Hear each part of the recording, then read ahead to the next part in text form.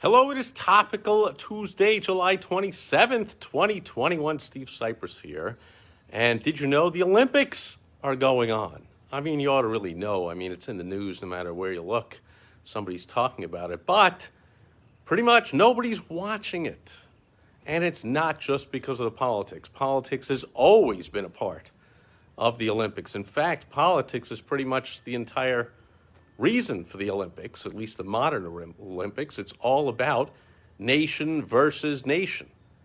However, nowadays, at least here in the U.S., you have, I don't know, almost half the country all bent out of shape and brainwashed to believe that, borders shouldn't exist, nations shouldn't exist, all that stuff is evil, it's a global world, and all this globalist BS. So that's one of the reasons that the Olympics is not a draw for people that are not globalists, because there appears to be, and in a very few but prominent athletes, there is a concerted effort to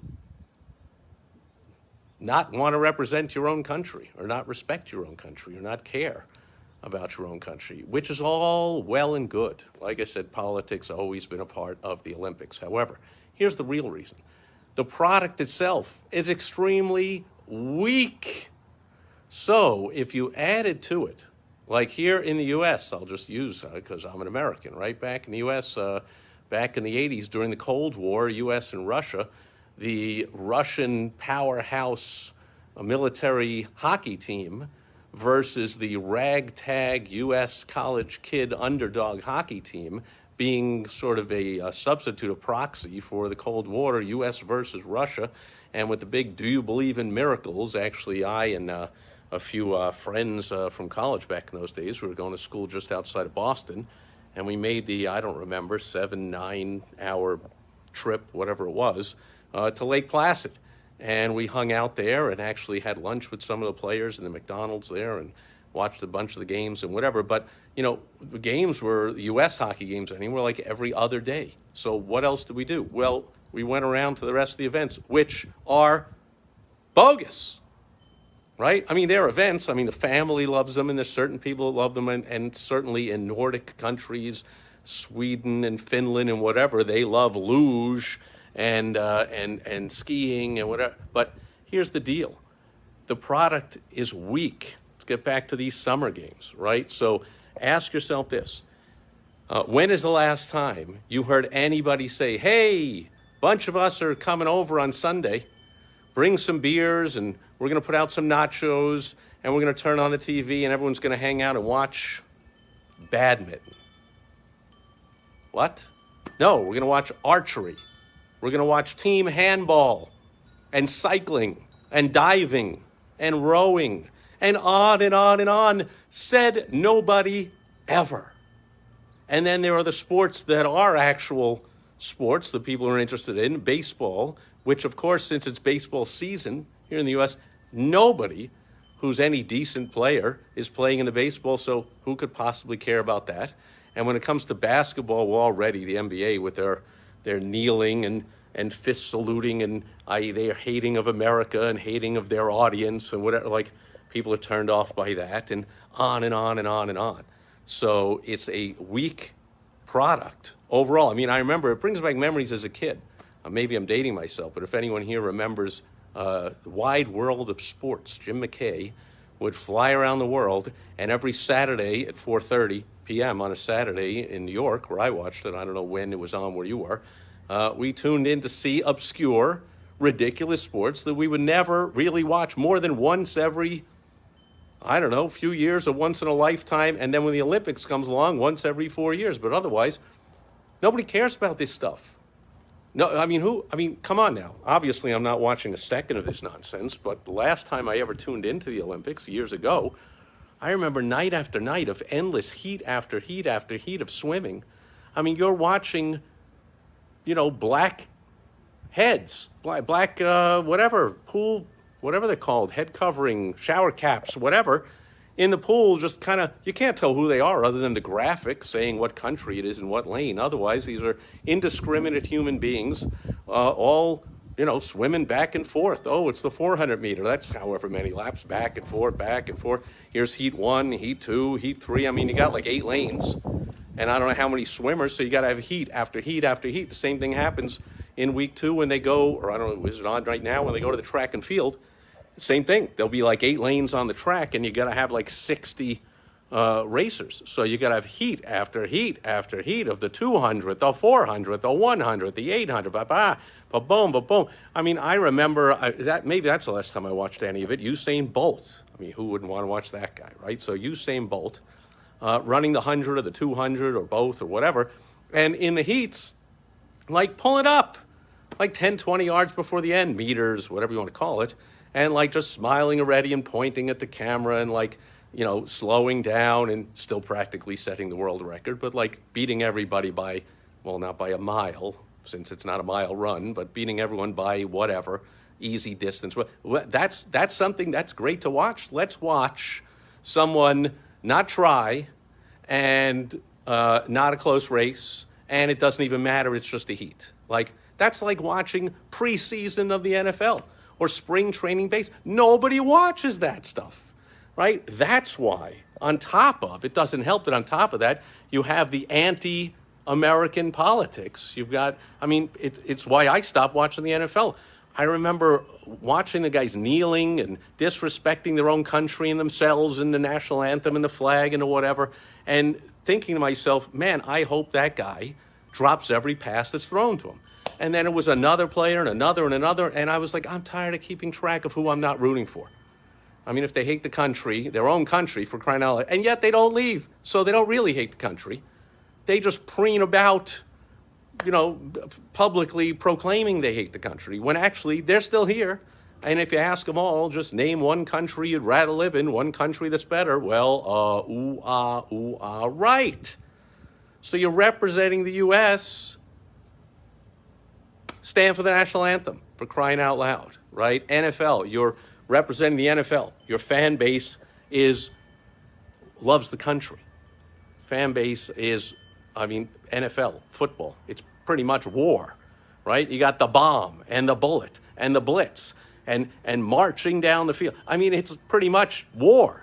Well, who likes war? Conservatives like war. So you go against all what conservatives like, the flag, the national anthem, right? You lose your viewers. Same with the Olympics, right? The conservatives, people who love their country, watch the Olympics. Well, I don't want to have to keep track of who I'm not rooting for. I saw this thing like the women's soccer team all woke and kneeling and being total idiots and disrespectful. Not all of them. I saw 3 of them standing. So good for those 3. Extremely good for those 3. How tough that is to do, to be in a locker room with, 15 other girls acting like idiots, and you were the 3 having some self-respect and standing for the national anthem with your hand over your heart. For crying out loud, as if that's something now has to be mentioned, like that's a big deal. So really good for those 3. But on the other hand, I'm like, what am I supposed to, at best, not care about the team? At worst, root against it. Well, so I'm not interested. I'm not interested in watching which American is going to win which event, and then cringing, and holding my, like at a horror movie, going, I can't watch, to see who's going to go up on the podium and disrespect the national anthem and disrespect themselves and their country and all the fans and whatever. Not all, but the fans who love their country. Fans that hate the country and disrespect it will love the athletes that disrespect it. I happen to respect my country and love my country and want to see my country win medals and whatever. That's what the whole Olympics is all about. But you know what? I couldn't care.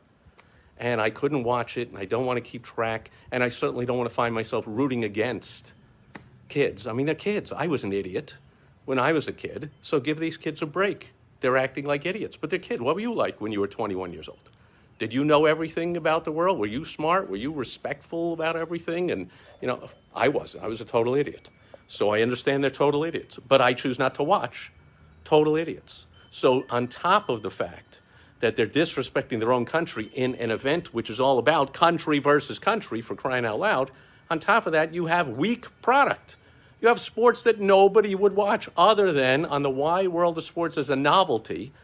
Oh, for 15 minutes, let's watch some whatever, some team handball, some kayaking. Oh, that's fun to watch for an hour. for an hour. Like, no, if they said, oh, we're starting a kayaking league every Sunday and Monday night, we're going to have Monday night kayaking, that thing would be canceled after a week with nobody watching. Nobody wants to watch any of this stuff other than, well, the ridiculous liberal network. That's another thing. I have no feelings at all for the ridiculously anti-American network the whole thing's on. They hate America. They disrespect America, so screw them. And they're losing sponsors, and they have no viewers, and like, good, screw them. That's what they get for hating their own country.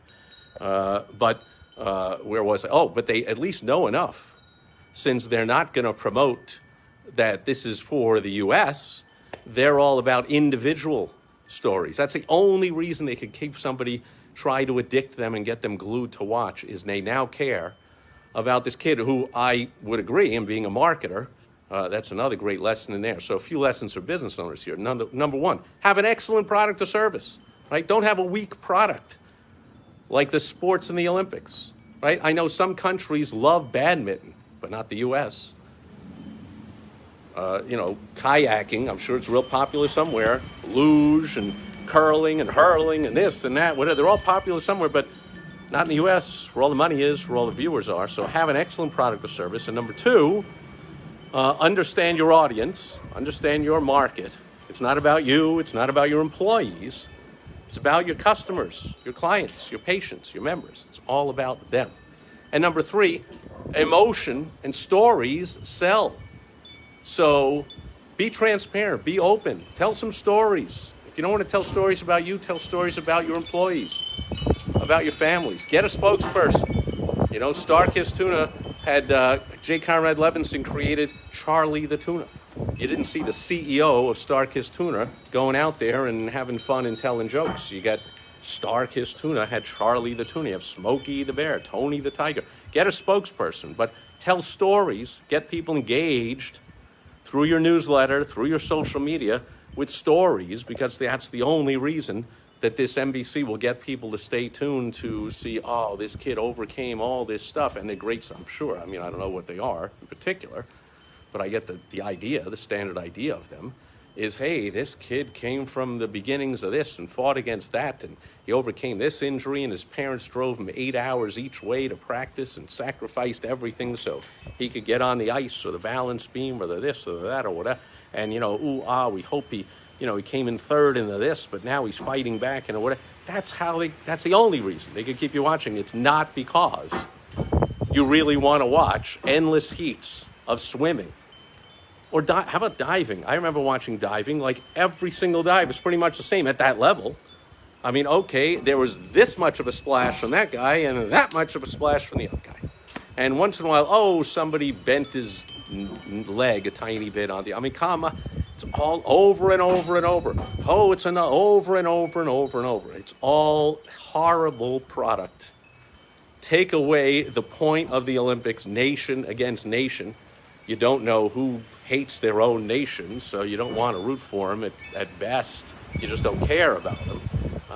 You got a problem. So tell the stories, have an excellent product or service, and whatever the third lesson that I said is also. I already forgot because I can't remember and talk at the same time. What do you expect? You think I'm in the Olympics of talking? I don't know what I'm talking about. Well, I do know what I'm talking about, but I don't remember the third thing. But if you rewind it, or if you were here, or if you can put in a comment right now, hey, dummy, this was the third thing. Anyway, those are the lessons, and that'll do it. That's enough. End of rant for Topical Tuesday. I got to go back and not watch the Olympics for the next 2 weeks until they're over, and then go back to not watching whatever else is on that station at all, or any other this nonsense that's going on in the sports world that I just don't want to bring myself to have to root against people just because they're rooting against their own country. Hello. I mean, you see other countries all around the world waving the American flag, but in America, the kids are embarrassed about the American. Get it?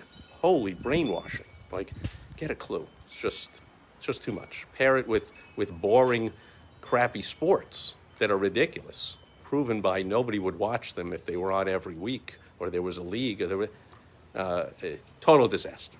And I can't say that I care. And that'll do it for Topical Tuesday.